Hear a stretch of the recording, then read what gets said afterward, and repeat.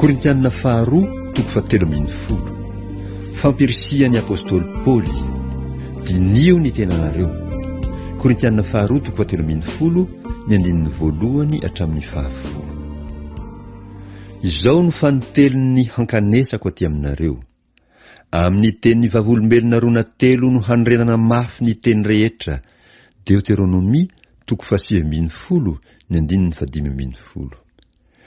Efa nambarako fahiny, sady milaza raha teo koa aho, toy ny nataoko fony mbola teo aminareo fanondrony ihany, ary ankehitriny raha tsy eo kosa, amin'izay nanota teo aloha sy amin'ny sisa rehetra, fa rehefa tonga indray aho, dia tsy hiantra, satria ianareo mitady famantarana fa miteny ato anatiko Kristy, izay tsy malemy aminareo, fa mahery ao aminareo kosa. Fa voaombo tamin'ny hazo fijaliana izy noho ny fahalemena, nefa velona kosa noho ny herin'Andriamanitra. Fa izahay koa dia malemy ao aminy, nefa hiara-belona aminy ho anareo zahay noho ny herin'Andriamanitra. Dinio ny tenanareo, na mitoetra amin'ny finoana ianareo na tsia. Izaho toetra ny tenanareo.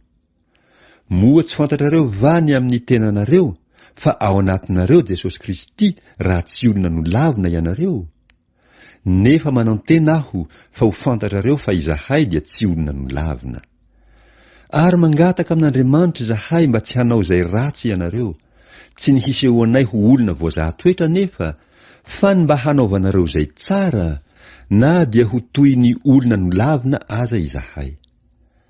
Fa tsy mahavita na inona hanohitra ny marina izahay, fa hampandroso ny marina kosa. Fa faly izahay, raha malemy izahay fa ianareo ny mahery. Ary zao no angatahinay, dia ny fanatanterahana anareo. Izany no anoratako izany zavatra izany, raha tsy eo aminareo aho, fandrao rehefa tonga aho, dia hanao izay mafy araka ny hery izay nomeny Tompo ahy ho fananganana, fa tsy ho fandravana. Famaranana.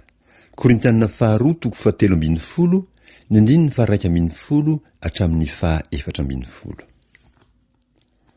Farany ry rahalahy, mifalia, aoka ho tanteraka ianareo, mandraisa ny fampiononana, miraisa saina, mihavana.